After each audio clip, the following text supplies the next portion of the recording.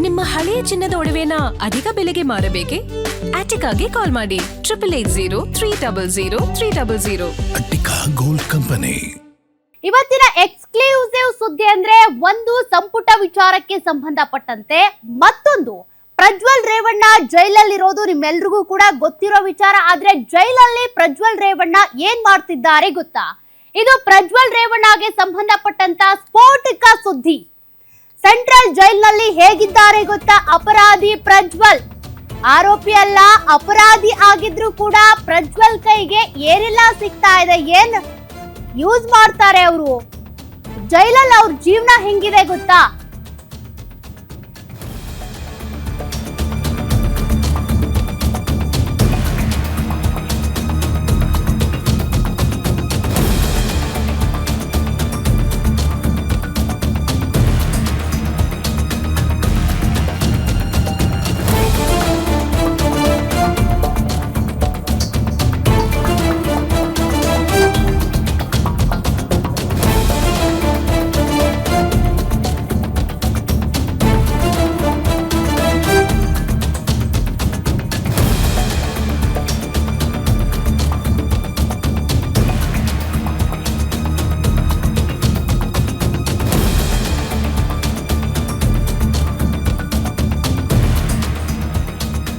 Central ಜೈಲಿನಲ್ಲಿ ಹಾಗಾದ್ರೆ ದುಡ್ಡಿದ್ರೆ ದುನಿಯಾನ?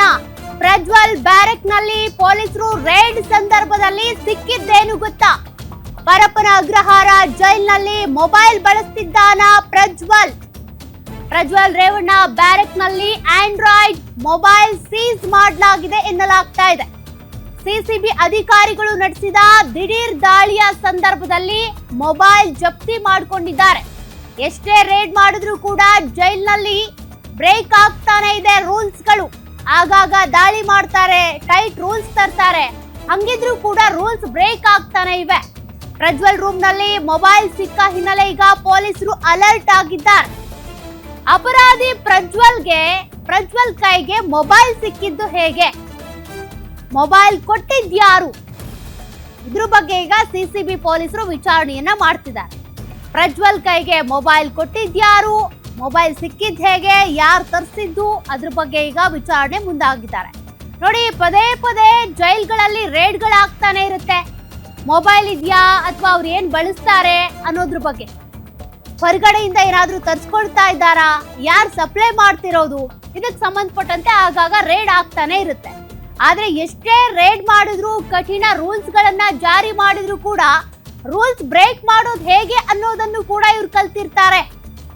ಸದ್ಯ ಅಪರಾಧಿ ಆಗಿರುವಂತ ಪ್ರಜ್ವಲ್ ರೇವಣ್ಣ ಕೈಗೆ ಮೊಬೈಲ್ ಸಿಕ್ಕಿದ್ ಹೇಗೆ? ಹಾಗಾದ್ರೆ ಅತ್ಯಾಚಾರ ಪ್ರಕರಣದಲ್ಲಿ ಆ ಪ್ರಕರಣ ಸಾಬೀತಾಗಿ ಸದ್ಯ ಶಿಕ್ಷೆ ಅನುಭವಿಸ್ತಾ ಇರುವಂತ ಅಪರಾಧಿ ಪ್ರಜ್ವಲ್, ಆತನ ಕೈಗೆ ಮೊಬೈಲ್ ಸಿಗುತ್ತೆ ಅಂದ್ರೆ ಹೇಗೆ ಅಂತ. ಕೊಟ್ಟಿದ್ಯಾರು ಹಾಗಾದ್ರೆ? ಈ ಮೊಬೈಲ್ ಸಪ್ಲೈ ಆಗ್ತಾ ಇದೆ ಅಂತ ಅಂದ್ರೆ ಆ ಸಂದರ್ಭದಲ್ಲಿ ಜೈಲಧಿಕಾರಿಗಳು ಏನ್ ಮಾಡ್ತಿರ್ತಾರೆ? ಅವ್ರು ಕಣ್ ತಪ್ಪಿಸಿ ಮೊಬೈಲ್ ಕೊಟ್ಟಿದ್ರಾ? ಎಷ್ಟು ದಿನಗಳಿಂದ ಮೊಬೈಲ್ ಯೂಸ್ ಮಾಡ್ತಾ ಇರೋದು ಹಾಗಾದ್ರೆ ಪ್ರಜ್ವಲ್ ರೇವಣ್ಣ? ಸಿಸಿಬಿ ಪೊಲೀಸರು ಇದಕ್ಕೆ ಸಂಬಂಧಪಟ್ಟಂತೆ ಈಗ ವಿಚಾರಣೆಗೆ ಮುಂದಾಗಿದ್ದಾರೆ. ಈಗ ಪ್ರಜ್ವಲ್ ಕೈಲಿ ಮೊಬೈಲ್ ಸಿಗ್ತಾ ಇದ್ದಂತೆ ಅಲರ್ಟ್ ಆಗಿದ್ದಾರಂತೆ. ಹೇಗ್ ಮೊಬೈಲ್ ಬಂತು ಹಾಗಾದ್ರೆ? ಜೀವಾವಧಿ ಶಿಕ್ಷೆ ಅನುಭವಿಸ್ತಾ ಇರುವ ಪ್ರಜ್ವಲ್ ಮೇಲೆ ಮತ್ತೊಂದು ಎಫ್ಐಆರ್ ದಾಖಲು. ನಟ ದರ್ಶನ್ ಸೇರಿದಂತೆ ಇತರೆ ವಿಐಪಿ ಕೈದಿಗಳ ಬ್ಯಾರಕ್ಗಳಲ್ಲೂ ಕೂಡ ಶೋಧ ನಡೆಸಿದ್ದಾರೆ ಪೊಲೀಸರು.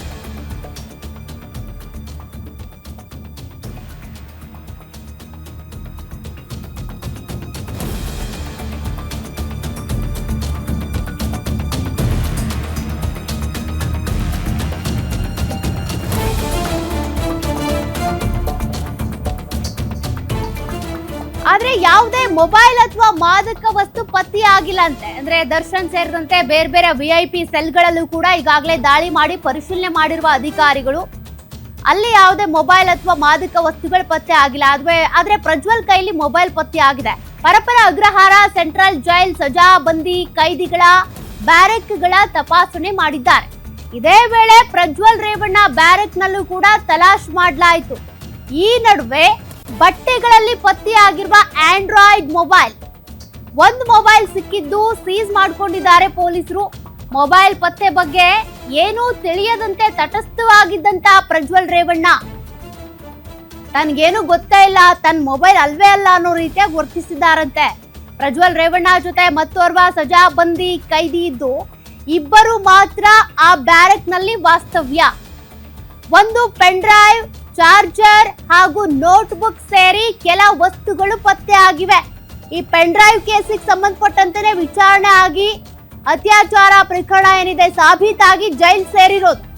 ಆದ್ರೂ ಕೂಡ ಈಗ ಜೈಲ್ನಲ್ಲಿದ್ರು ಜೀವಾವಧಿ ಶಿಕ್ಷೆ ಅನುಭವಿಸ್ತಾ ಇದ್ರು ಕೂಡ ಪ್ರಜ್ವಲ್ಗೆ ಸಂಬಂಧಪಟ್ಟಂತೆ pen drive, charger, mobile, notebook ಇವೆಲ್ಲವೂ ಕೂಡ ಪತ್ತೆ ಆಗಿವೆ. ಪ್ರಜ್ವಲ್ ರೇವಣ್ಣ ವಿರುದ್ಧ ಈಗ ಎಫ್ಐಆರ್ ದಾಖಲು ಮಾಡಿಕೊಂಡಿರುವ CCB inspector Prajwal Revanna barrack ನಲ್ಲಿ ಮೊಬೈಲ್ ಪತ್ತೆ ಹಿನ್ನೆಲೆ ಎಫ್ಐಆರ್ ಮಾಡಿಕೊಂಡಿದ್ದಾರೆ. ಈ ಪೆನ್ ಡ್ರೈವ್ಗೂ ಪ್ರಜ್ವಲ್ ರೇವಣ್ಣಗೂ ಭಾರಿ ನಂಟು ಅನ್ಸುತ್ತೆ. ಜೈಲ್ ಹೊರಗಡೆ ಇದ್ರು ರಾಜಾರೋಷವಾಗಿದ್ರು, ಜೈಲ್ ಒಳಗಡೆ ಶಿಕ್ಷೆಯನ್ನ ಅನುಭವಿಸ್ತಾ ಇದ್ರು ಕೂಡ ಈ ಪೆನ್ ಡ್ರೈವ್ಗೂ ಅವ್ರಿಗೂ ಇರುವಂತ ಲಿಂಕೇ ತಪ್ಪೋದಿಲ್ಲ ಅನ್ಸುತ್ತೆ. ಸದ್ಯ ಪೊಲೀಸರು ರೇಡ್ ಮಾಡಿದ ಸಂದರ್ಭದಲ್ಲಿ ಒಂದು pen drive, Android mobile, charger, notebook ಇವೆಲ್ಲವೂ ಕೂಡ ಪತ್ತೆಯಾಗಿದೆ. ಜೈಲಲ್ಲಿ ಇರುವಂತವರಿಗೆ ನ್ಯೂಸ್ ಪೇಪರ್ ಓದೋದಕ್ಕೆ ಕೊಡ್ತಾರೆ, ಬುಕ್ಸ್ ಓದೋದಕ್ಕೆ ಕೊಡ್ತಾರೆ, ಅದಕ್ಕೆ ಅದೇ ರೀತಿಯಾಗಿ ಊಟ ತಿಂಡಿ ಎಲ್ಲವೂ ಕೂಡ ಸಮಯಕ್ಕೆ ಸರಿಯಾಗಿ ಸಿಗುತ್ತೆ. ಬಟ್ ಹಂಗಿದ್ರು ಕೂಡ ಈತನಿಗೆ ಹೊರಗಡೆಯಿಂದ ಮೊಬೈಲ್ ಸಿಕ್ಕಿದ ಹೇಗೆ, ಯಾರು ತಂದು ಕೊಟ್ರು, ಸಪ್ಲೈ ಮಾಡಿದ್ಯಾರು, ಪ್ರಮುಖವಾಗಿ ಅಲ್ಲಿಂದಾನೇ ಜೈಲ್ನ ರೂಲ್ಸ್ ಬ್ರೇಕ್ ಆಗಿರೋದು.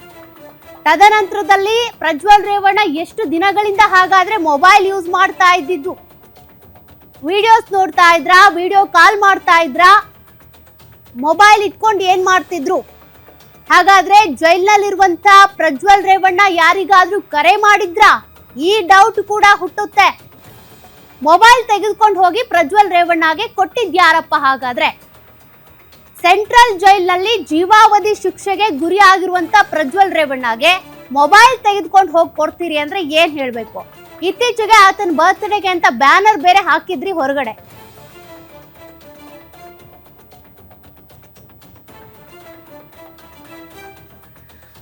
ಮತ್ತಷ್ಟು ಡೀಟೇಲ್ಸ್ ಕೊಡ್ತಾರೆ ನಮ್ಮ senior crime reporter Ajay Kumar. Ajay, ಜೀವಾವಧಿ ಶಿಕ್ಷೆಗೆ ಗುರಿಯಾಗಿ ಪರಪ್ಪನ ಅಗ್ರಹಾರ ಜೈಲ್ನಲ್ಲಿ ಶಿಕ್ಷೆ ಅನುಭವಿಸ್ತಾ ಇದ್ರು ಕೂಡ ಪ್ರಜ್ವಲ್ ರೇವಣ್ಣಗೆ ಈ pen drive link, mobile link ತಪ್ಪಿದಂತ ಕಾಣಿಸ್ತಾ ಇಲ್ಲ. ಮೊಬೈಲ್ ಆಗ್ಲಿ, ಪೆನ್ ಡ್ರೈವ್ ಆಗ್ಲಿ, ಚಾರ್ಜರ್ ಆಗ್ಲಿ ತೆಗೆದುಕೊಂಡು ಕೊಟ್ಟವ್ರು ಯಾರು ಅನ್ನೋ ಪ್ರಶ್ನೆ ಕೂಡ ಬರುತ್ತೆ. ಸದ್ಯಕ್ಕೆ ಏನ್ ಡೀಟೇಲ್ ಸಿಗ್ತಾ ಇದೆ? ಎಫ್ಐಆರ್ ನಲ್ಲಿ ಏನ್ ಉಲ್ಲೇಖ ಆಗಿದೆ ಅಜಯ್? ಖಂಡಿತವಾಗ್ಲೂ ಸೌಖ್ಯ. ನಿನ್ನೆ ಏನು ಅಗ್ರಹಾರ ಜೈಲಿಗೆ ಸಿಸಿಬಿ ಅಧಿಕಾರಿಗಳ ತಂಡ ಏನಿದೆ, ಒಂದು 60-70ಕ್ಕೂ ಹೆಚ್ಚು ಸಿಸಿಬಿ ಪೊಲೀಸರು ಕೂಡ ರೈಡ್ ಮಾಡಿದ್ರು. ಅದರಲ್ಲೂ ಕೂಡ ಏನು ಡಿಸಿಪಿ ಹರಿಬಾಬು ಜೊತೆಗೆ ಡಿಸಿಪಿ ಕಾಸಿಂ ಏನಿದ್ದಾರೆ ಅವರ ನೇತೃತ್ವದಲ್ಲಿ ದಾಳಿಯನ್ನ ಮಾಡಲಾಗಿತ್ತು. ದಾಳಿ ಮಾಡುವಂತ ಸಂದರ್ಭದಲ್ಲಿ 10ಕ್ಕೂ ಹೆಚ್ಚು ಮೊಬೈಲ್ಗಳು ಈಗಾಗಲೇ ಸಿಕ್ಕಿವೆ ಅಂತಾನು ಕೂಡ ಗೊತ್ತಾಗ್ತಾ ಇರುವಂತದ್ದು. ಅದರಲ್ಲೂ ಕೂಡ ಪ್ರಮುಖವಾಗಿ ಪ್ರಜ್ವಲ್ ರೇವಣ್ಣ ಅವರ ಬ್ಯಾರಕ್ ನಲ್ಲೂ ಕೂಡ ಈಗಾಗಲೇ ಒಂದು ಏನು ರೆಡ್ಮಿ ಫೋನ್ ಸಿಕ್ಕಿದೆ, ಜೊತೆಗೆ ಒಂದು ಪೆನ್ ಡ್ರೈವ್ ಸಿಕ್ಕಿದೆ, ಅದರ ಜೊತೆಗೆ ಒಂದು ಚಾರ್ಜರ್ ಕೂಡ ಸಿಕ್ಕಿದೆ ಅಂತಾನು ಒಂದು ಮಾಹಿತಿ ಕೂಡ ಈಗಾಗಲೇ ಸಿಕ್ಕಿರುವಂತದ್ದು. ತಕ್ಷಣ ಅಲ್ಲಿ ರೈಡ್ ಮಾಡಿದಂತ ಅಧಿಕಾರಿಗಳು ಹಿರಿಯ ಅಧಿಕಾರಿಗಳ ಗಮನಕ್ಕೂ ಕೂಡ ತಂದಿದ್ದಾರೆ. ಆಗ ಯಾವುದೇ ಕಾರಣಕ್ಕೂ ಕೂಡ ಡಿಲೇ ಮಾಡಬಾರ್ದು ಅಂತ ಹೇಳಿ ಪರಪ್ಪನ ಅಗ್ರಹಾರ ಪೊಲೀಸ್ ಠಾಣೆಯಲ್ಲೂ ಕೂಡ ಈಗಾಗಲೇ ಪ್ರಕರಣವನ್ನು ಕೂಡ ದಾಖಲು ಮಾಡ್ಕೊಳ್ಳಲಾಗಿರುವಂತದ್ದು. ಅಂದ್ರೆ ಈಗಾಗಲೇ A1 ಆಗಿ ಪ್ರಜ್ವಲ್ ರೇವಣ್ಣ ಇದ್ರೆ A2 ಆಗಿ ಇನ್ನೋರ್ವ ಆರೋಪಿಯಾಗಿ ಕೂಡ ಈಗಾಗಲೇ ಪ್ರತಾಪ್ ರೈ ಅಂತ ಹೇಳಿದಾನೆ, ಆತನನ್ನು ಕೂಡ ಈಗಾಗಲೇ ಇದರಲ್ಲಿ ಅಕ್ಯೂಸ್ಡ್ ಅನ್ನ ಮಾಡಲಾಗಿರುವಂತದ್ದು. ಅಂದ್ರೆ ಅವರಿಬ್ರು ಕೂಡ ಒಂದೇ ಬ್ಯಾರಕ್ ನಲ್ಲಿ ಇದ್ರು. ಸೊ ಹೀಗಾಗಿ ಈ ಮೊಬೈಲ್ ಯಾರ್ದು ಅಂತಾನು ಕೂಡ ಚೆಕ್ ಮಾಡಿದಂತ ಸಂದರ್ಭದಲ್ಲಿ ಅಲ್ಲಿ ಪ್ರಜ್ವಲ್ ರೇವಣ್ಣ ಅವರು ಕೂಡ ಯೂಸ್ ಮಾಡ್ತಾ ಇದ್ರು ಅನ್ನೋದು ಕೂಡ ಈಗಾಗಲೇ ಗೊತ್ತಾಗಿರುವಂತದ್ದು. ಆ ಒಂದು ನಿಟ್ಟಿನಲ್ಲೂ ಕೂಡ ಈಗಾಗಲೇ FIR ದಾಖಲಾಗಿದೆ. ಜೊತೆಗೆ ಅವರಿಗೆ ಮೊಬೈಲ್ ತಂದ್ಕೊಟ್ಟಂತವ್ರು ಯಾರು, ಜೊತೆಗೆ ಎಷ್ಟು ದಿನಗಳಿಂದ ಇವ್ರು ಯೂಸ್ ಮಾಡ್ತಾ ಇದ್ರು, ಯಾರ್ಯಾರಿಗಾರು ಕರೆ ಮಾಡಿದಾರ, ಮತ್ತೆ ಈ ಮೊಬೈಲ್ಗೆ ಕರೆ ಬಂದಿದೆಯಾ, ಹೀಗೆ ಸಾಕಷ್ಟು ವಿಚಾರಗಳು ಕೂಡ ಈ ಒಂದು ಕೇಸ್ ನಲ್ಲಿ ಇರುವಂತದ್ದು. ಸೊ ಹೀಗಾಗಿ ಪೊಲೀಸರು ಕೂಡ ಇವತ್ತಿಂದ ತನಿಖೆಗೆ ಮುಂದಾಗ್ತಾರೆ ಅಂತಾನೆ ಹೇಳ್ಬೋದು. ಆದ್ರೆ ಈಗ ಮೊಬೈಲ್ ಬರೀ ಪ್ರಜ್ವಲ್ ರೇವಣ್ಣ ಬ್ಯಾರಕ್ ಅಷ್ಟೇ ಅಲ್ಲದೆ ಇನ್ನುಳಿದಂತೆ 10ಕ್ಕೂ ಹೆಚ್ಚು ಮೊಬೈಲ್ಗಳು ಕೂಡ ಸಿಕ್ಕಿರುವಂತದ್ದು. ಅದು ಕೂಡ ಎಲ್ಲಿಂದ ಬಂತು, ಮತ್ತೆ ಜೈಲಿನ ಸಿಬ್ಬಂದಿಗಳೇ ಕೊಟ್ರ ಅನ್ನೋದ್ರ ಬಗ್ಗೆ ಕೂಡ ಈಗಾಗಲೇ ಅನುಮಾನಗಳು ಕೂಡ ವ್ಯಕ್ತ ಆಗ್ತಾ ಇರುವಂತದ್ದು. ಆ ನಿಟ್ಟಿನಲ್ಲೂ ಕೂಡ ಈಗಾಗಲೇ ತನಿಖೆಗೂ ಕೂಡ ಮುಂದಾಗ್ತಾ ಇರುವಂತದ್ದು.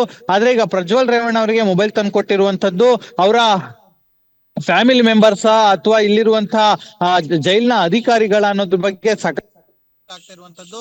ಆ ನಿಟ್ಟಿನಲ್ಲೂ ಕೂಡ ಇವತ್ತಿಂದ ತನಿಖೆ ಶುರು ಆಗುತ್ತೆ. ಈಗಾಗಲೇ FIR ಕೂಡ ಏನು ಪರಪ್ಪನ ಅಗ್ರಹಾರ ಪೊಲೀಸ್ ಠಾಣೆಯಲ್ಲೂ ಕೂಡ ಆಗಿರುವಂತದ್ದು.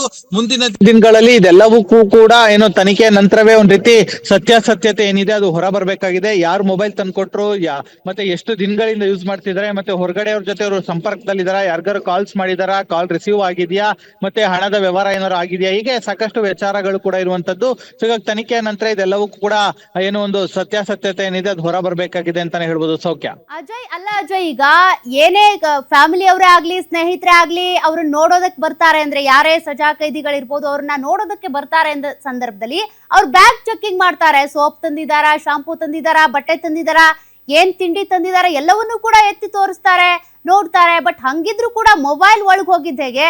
ಹಂಗಾದ್ರೆ ದುಡ್ಡಿದ್ರೆ ಜೈಲಲ್ಲಿ ಇರುವಂತವ್ರು ಏನ್ ಫೆಸಿಲಿಟಿ ಬೇಕಿದ್ರು ಪಡ್ಕೊಳ್ಬಹುದು ಅನ್ನೋ ಸಂದೇಶನ ಇದು ಅಂತ. ಎಷ್ಟೇ ಬಾರಿ ರೇಡ್ ಆದ್ರೂ ಕೂಡ ರೂಲ್ಸ್ ಬ್ರೇಕ್ ಆಗ್ತಾನೆ ಇರುತ್ತೆ. ಹೆಂಗ್ ಕಡಿವಾಣ ಹಾಕ್ತಾರೆ ಇದಕ್ಕೆ ಅಂತ? ಖಂಡಿತವಾಗ್ಲು ಅಂದ್ರೆ ಈ ಹಿಂದೆ ಯಾವಾಗ ಅಲೋಕ್ ಕುಮಾರ್ ಅವರು ಒಂದು DG ಆಗಿ ಬರ್ತಾರೋ ಅದಕ್ಕಿಂತ ಮುಂಚೆ ನೂರಾರು ಫೋನ್ಗಳು ಸಿಗ್ತಾ ಇತ್ತು.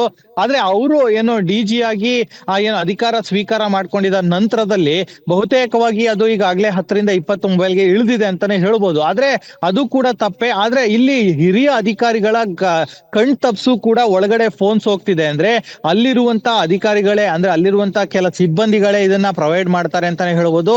ಆದ್ರೆ ಅವರು ಕೂಡ ಕೊಡುವಂತ ಅವರ ಎಂಜಲ್ ಕಾಸಿಗಿನ ಆಸೆಗೆ ಇವರು ಇಲ್ಲಿ ಏನು ಮೊಬೈಲ್ ಫೋನ್ಸ್ ಆಗಿರ್ಬೋದು, ಮಾದಕ ವಸ್ತುಗಳಾಗಿರ್ಬೋದು, ಇನ್ನುಳಿದಂತೆ ಹಣ ಆಗಿರ್ಬೋದು, ಜೊತೆಗೆ ಅವ್ರಿಗೆ ಏನೇನ್ ಬೇಕೋ ಅದೆಲ್ಲವನ್ನು ಕೂಡ ಅಲ್ಲಿ ಕೊಡುವಂತದ್ದು ಅಲ್ಲಿರುವಂತ ಏನು ಸಿಬ್ಬಂದಿಗಳೇ ಅಂತಾನೆ ಹೇಳ್ಬೋದು. ಸೊ ಹೀಗಾಗಿ ಅವರ ವಿರುದ್ಧ ಕಠಿಣವಾದಂತ ಕ್ರಮವನ್ನ ತಗೊಳ್ಬೇಕಾಗತ್ತೆ. ನೀವು ಹೇಳ್ದಂಗೆ ಎಷ್ಟೇ ರೈಡ್ ಮಾಡಿದ್ರು ಕೂಡ, ಎಷ್ಟೇ ಅಧಿಕಾರಿಗಳು ಹೋಗಿ ವಿಸಿಟ್ ಮಾಡಿದ್ರು ಕೂಡ ಇದು ಪ್ರತಿನಿತ್ಯ ಆಗ್ತಾನೆ ಇರುತ್ತೆ. ಇವತ್ತು ಕೂಡ ಹೋಗಿ ಏನಾದ್ರು ರೈಡ್ ಮಾಡಿದ್ದೆ ಅದಲ್ಲಿ ನಿಜಕ್ಕೂ ಕೂಡ ಇವತ್ತು ಕೂಡ ಮೊಬೈಲ್ ಸಿಗತ್ತೆ. ಮತ್ತೆ ಅವ್ರಿಗೂ ಕೂಡ ಒಂದೊಂದು ಸೀಕ್ರೆಟ್ ಪ್ಲೇಸ್ ಅನ್ನೋದಿರುತ್ತೆ, ಅಲ್ಲಿ ಕೂಡ ಯಾರಿಗೂ ಕೂಡ ಗೊತ್ತಾಗೋಲ್ಲ ಅಂತ ಸ್ಥಳದಲ್ಲೂ ಕೂಡ ಫೋನ್ ಅನ್ನ ಇಟ್ಕೊಂಡಿರ್ತಾರೆ. ಅಲ್ಲಿಂದ ಹೊರಗಡೆ ಆಪರೇಟ್ ಮಾಡ್ತಾರೆ. ಇಲ್ಲಿರುವಂತ ಜನರಿಗೂ ಕೂಡ ಎದುರಿಸುವಂತ ಕೆಲಸವನ್ನು ಕೂಡ ಮಾಡ್ತಾರೆ. ಸೊ ಹಾಗಾಗಿ ಮುಂದಿನ ದಿನಗಳಲ್ಲಿ ತನಿಖೆಯ ನಂತರ ಇನ್ನಷ್ಟು ವಿಚಾರಗಳು ಕೂಡ ಹೊರ ಬರುತ್ತೆ ಅಂತಾನೆ ಹೇಳ್ಬೋದು. ಸೌಖ್ಯ. Thank you Ajay, ಡೀಟೇಲ್ಸ್ಗೆ.